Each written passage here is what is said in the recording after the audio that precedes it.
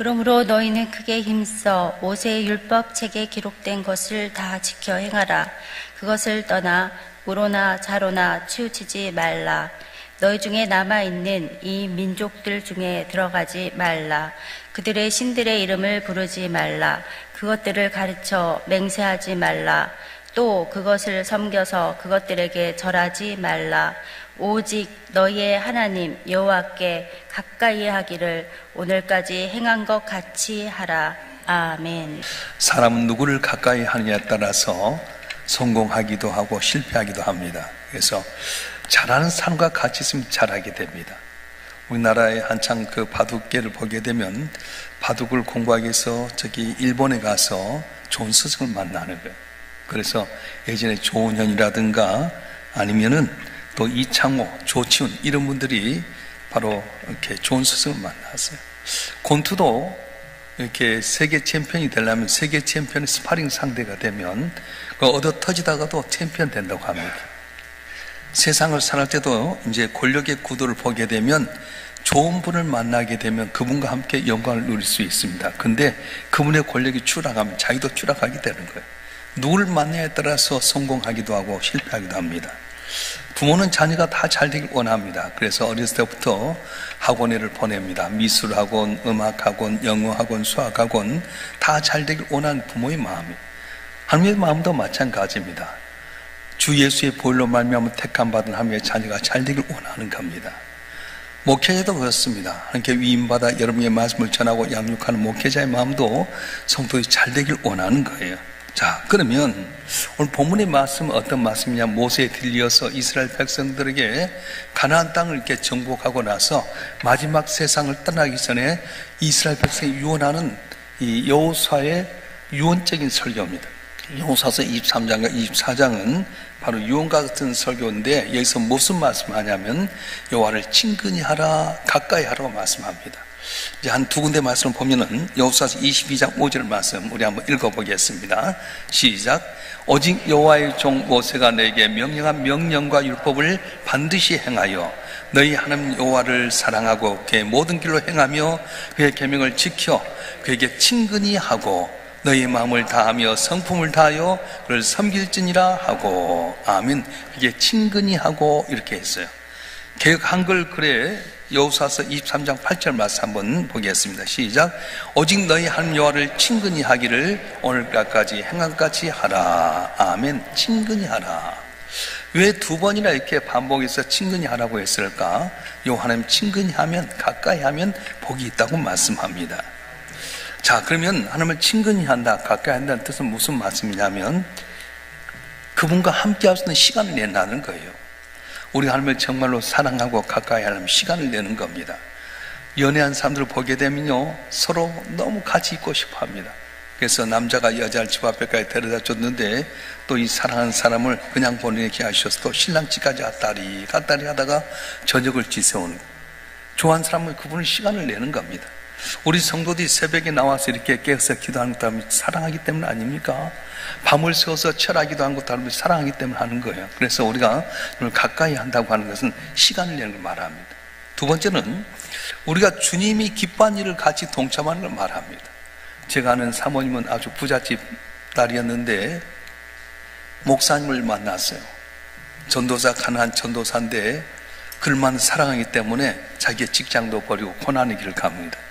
내가 정말로 사랑하면 어떤 조건, 환경 다 버리고 그분이 좋아하는 길을 가는 거예요. 제가 아는 사모님은 목사님이 아주 신통방통해서 저녁이 되면은 혹시 뭐 잡채 없을까? 그러면 사모님이 후다닥 가서 잡채 딱딱딱 만든대요. 혹시 뭐가 없을까? 그럼 간다는 거예요. 그러니까 제가 그 목사님 너무 사모님 괴롭히지 말라고, 저녁이 되면 입 딱 다물고 살라. 말만 하면 사모님 가서 만들어 버린 거예요. 그분이 좋아하는 것, 그분이 좋다면 그걸 찾아가는 거예요. 그래서 우리가 여호와를 가까이 하고 친근히 한다고 하는 것은 그분이 가까이 있는 것, 다시 말하면 시간을 내고 또 그분이 좋아하는 일을 하는 걸 동참하게 됩니다. 자, 그러면 어떻게 주님을 가까이 할 수 있습니까? 먼저는 공간적인 면에서 하나님을 가까이 해야 되는 겁니다. 공간적인 거리라고 하는 것은 마음의 거리를 말합니다. 그래서 남 모르는 사람이서도 항상 옆에 가까이 살다 보면 마음이 가까워지게 되고 친근히 여겨지게 됩니다. 그 대표적인 케이스가 바로 계속 그렇게 살면 부부가 되는 거예요. 그래서 먼 사촌보다도 가까이 있는 이웃이 더 가깝다, 그렇게 말합니다. 이게 공간적으로 말하는 거예요. 신앙생활도 마찬가지입니다. 공간적인 면이라고 하는 건 한 만날 수 있는 그런 장소에 대해서 말하게 되는데, 물론 하나님은 어디서든 만날 수 있습니다. 술집에서도 만날 수 있고 여행 가서도 만날 수 있습니다. 그러나 구약 성경에 보면 하나님께서 우리를 만날 수 있는 장소를 예비해 준 것이 성소라고 말씀하고 있습니다. 오늘날 이 성소는 거룩한 예배를 드리기 위해서 하나님께 특별히 준비한 오늘 예배의 처소를 말하게 되는데, 영적으로 하면 어딘 찾아가시지만 당신께 우리 특별히 만나기 위해서 정해놓은 장소가 있는 바로 이렇게 교회 성소라고 말씀한 겁니다. 자, 우리 신명기 12장 5절과 6절 말씀 한번 읽어볼까요? 시작.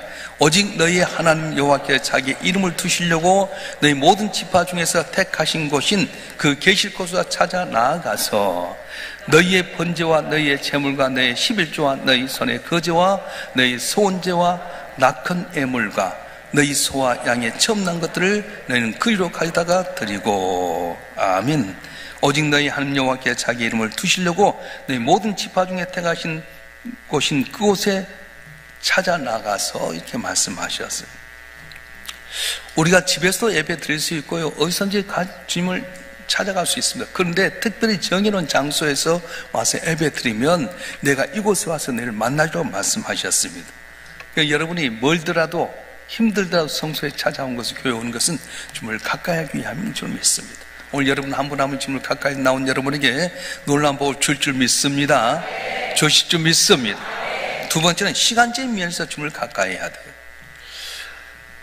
시간적인 면에서 가까이 한다고 하는 것은 영적인 면에서 투자하는 시간이 횟수가 많아지고 그 시간이 길어지는 말합니다. 그래서 여러분이 처음에 예수 믿을 때는, 은혜 받지 못할 때는 그냥 왔다 그냥 가고, 기도할 때도 한 5분 해도 하루 종일 안 가도 5분 기도한 거잖아. 근데 더 영적으로 깊어지게 되면 주님과 만나는 시간이 길어집니다. 1시간은 기도했는데도 5분 기도한 것 같고요, 2시간은 기도한 것 같고, 10분 기도한 것 같고요, 깊이가 길어진 거예요. 그래서 우리가 하나님 어떻게 해야 됩니까? 내가 성경 읽는 것도 마찬가지고 기도하는 것도 마찬가지고 주야라는 말씀을 묵상하고 주님과 기도하는 시간을 길게 가질 때 가까이 하게 된다고 말씀하는 거예요. 세 번째는 영적인 면에서 가까이 해야 됩니다. 하나님과 영적인 면에서 깊이 인격적으로 만나는 걸 말하는 겁니다. 이것이 바로 하나님과 친근히 하는 것입니다. 한 자리에 있는 친구라 할지라도 어떤 친구는 마음 깊은 것을 내놓을 수 있는 친구가 있는가 하면 그냥 대충 흘러버린 친구가 있습니다. 여러분도 마찬가지예요. 교회 나서 신앙생활 할 때 하나님께서 깊이 있는 말씀을 주시고자 하는 성도가 있는가 하면 그냥 스쳐가는 성도도 있을 수 있습니다. 우리는 어떻게 해야 됩니까? 하나님께 내게 모든 맡길 수 있는, 세상 말로 하면 신복과 같은 사람이 되게 하면 은혜가 임하게 된다는. 자, 그렇다면 오늘 우리가 영적인 면에서 좀 친근히 한다고 하는 것은 구체적으로 뭘 어떻게 하는 걸 말하냐?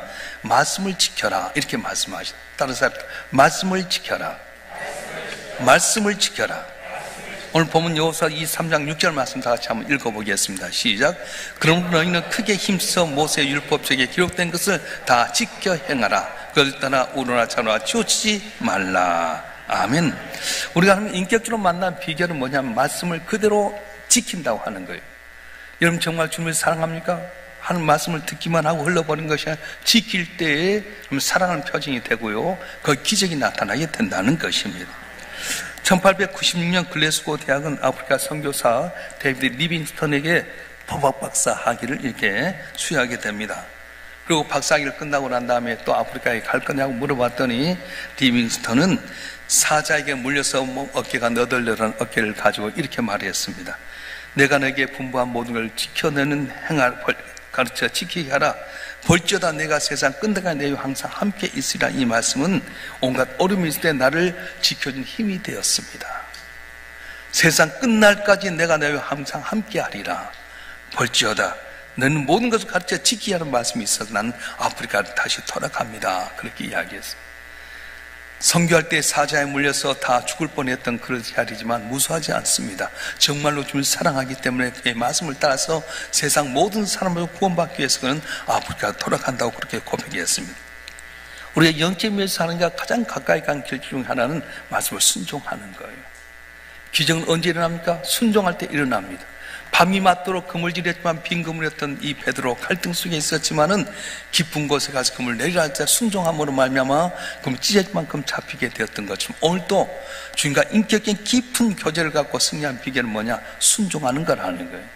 할렐루야. 그러니까 여러분 모기에 힘쓰길 주님은 축원합니다. 성령 충만을 주님은 축원합니다. 말씀을 주로 묵상하는데 그 말씀을 순종함으로 말미암아 복받는 여러분 되길 주님은 축원합니다. 할렐루야. 오늘 본문의 말씀을 지켜 행하라 그랬는데 뭐라 하냐면 치우치지 말라는 거예요. 6절 하반절을 보게 되면 자로나 우나 치우치지 말라 말씀합니다. 말씀이 우선 중요합니다. 그런데 말씀을 떠나서 감정에 치우치면 안 되는 거예요.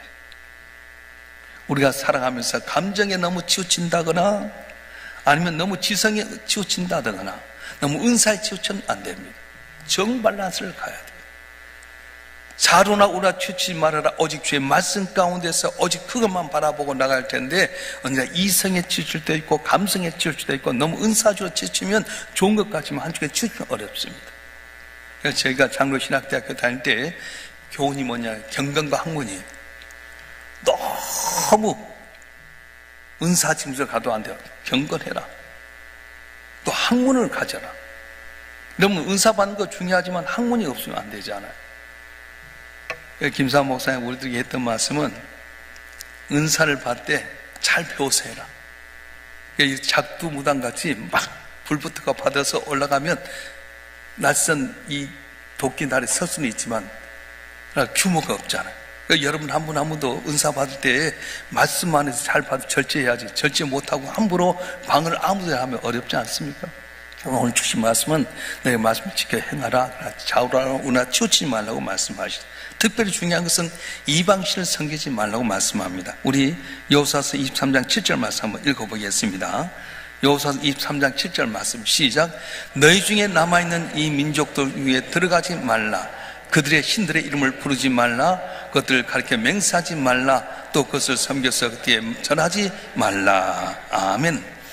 하나님의 다른 신들의 이름을 부르지도 말고 영적인 교제를 갖지 말라고 말씀하셨어요. 하나님의 더 사는 걸 갖지 말라는 겁니다. 근데 점쟁이들 말 들어보면 신년 초에 점치러 온 사람들의 자기 고객의 50%가 기독교인이래요. 하나님만 바라보고 하나님 의지해야 될 텐데 뭐 또 다른 것 없는가 해서 점쟁이 찾아가고요. 이름을 바꾸면 좋을 것 같아서 또 장면가 찾아가고 하지 말라는 거예요. 전지전능하신 하나님 그분만 바라보고 그분 의지하게 되면 더디간 것 같지만 먼저 되는 역사가 일어날 줄 믿습니다. 할렐루야. 하나님을 가까이 있는 복이라는 거예요. 시편 73편 28절에 보게 되면 하나님께 가까이 하면 내게 복이라 말씀합니다. 왜 하나님을 가까이 있는 게 복입니까? 하나님도 나를 가까이 해주기 때문에 그렇습니다. 나를 사랑한 자리 나의 사랑을 입은 나를 간절히 찾는 나를 만날 거라고 했는데 내가 주님을 가까이 하면 주님도 나를 가까이 하고 만나준다는 거예요. 자, 야고보서 4장 8절 말씀 한번 읽어볼까요? 야고보서 4장 8절 시작. 하나님을 가까이 하라. 그리하면 너희를 가까이 하시리라. 죄인들아 손을 깨끗이 하라. 두 마음 부은 자들아 마음을 성결하게 하라. 아멘. 여러분 공간적으로 하나님 가까이 하실 주님을 축원합니다. 누가 은혜를 받느냐? 여러분 교회에서 가까이 있는 집에 있는 사람이 은혜를 받을까요? 멀리 있는 사람이 은혜를 받을까요? 멀리 있는 분이 은혜를 받아요. 가까이 있는 분은 텔레비 보다가 시간 되면 아이고 빨리 가야겠다 그러고 슬빠 찍찍 끌고 가서 5분 늦게 들어오잖아요. 근데 멀리 있는 분은 미리부터 준비하는 마음이 가까워지는 항상 성전을 공간적으로 가까이 하면 가까이 해주고 복을 줄 믿습니다. 시간적으로 가까이 하라는 거예요. 주님과의 교제를 기쁘게 하세요. 제가 가끔 이렇게 교인들 전화해보면 뭘 하세요? 목사님 TV 시청하고 있었어. TV 본데 서너 시간 가면서도 주님 앞에 기도하는 시간, 성령 있으면 그거 없잖아요. 시간쯤에서 횟수를 늘려야 됩니다. 시간을 길게 가져야 됩니다. 근데 인격적인 면에서 영적으로 더욱더 가까이 하라고 말씀하셨어요. 말씀을 주하로 묵상하되 지켜라, 치우치지 말아라, 이방신을 섬기지 말라고 하신 겁니다. 자, 어느 집사님이 이제 목사님 신방을 요청했어요. 그래서 목사님 신방을 가가지고 예배 드린 가운데 마치 4살짜리 애가 있어서 엄마가 좋아하는 책이 무엇이니? 이게 물었어요. 목사님 생각에는 성경책 가지고 올 줄 알았거든요. 그런데 무슨 책 갖고 왔냐면은 상품 카다로그 갖고 온 거 있잖아요. 목사님 생각에 이 4살배기 애가 엄마가 자주 보는 성경책 갖고 올 줄 알았더니 상품 카다로그를 보는 거예요. 계속. 얼마나 창피해요. 우뚝뚝한 경상도 남자가 결혼을 하면서 신부에게 이 얘기, 신부감에게 말했답니다. 전날 밤에 여보, 다른 남자들도 나도 당신을 사랑한다고 항상 고백을 해야 될 텐데 내가 성품상 사랑한다는 말 잘 못해요. 그러니까 오늘만 내가 당신 사랑한다 하고 말 안 해도 사랑하는 줄 아세요? 그랬더니 이 부인 되신 분이 뭐라고 하냐면 감사해요. 그런데 제가 아주 잘못된 습관이 있어요. 저는 말을 한 번 들으면 자꾸 잊어버립니다. 매일 들어야 알 수 있는데 매일 해주세요 그러더라. 여러분 하나님도 마찬가지예요. 주신 은혜 감사해요. 하나님 사랑해요 할 때 하나님도 좋아하는 것처럼 고백하세요. 주님 감사해요. 지금 사랑해요. 고백하면 지금 좋아하신다고 하는 거예요. 할렐루야. 우리 권사님 한 분이 저한테 목사님 연애 박사 하시오 그러더라고. 왜 그러세요? 그때 목사님 말을 너무 부드럽게 고마워요, 사랑해요, 예뻐요 그런다는 거예요. 여자가 넘어갈 듯한데 근데 그것이 아니라 습관이 돼야죠. 칭찬해주면 얼마나 좋아요.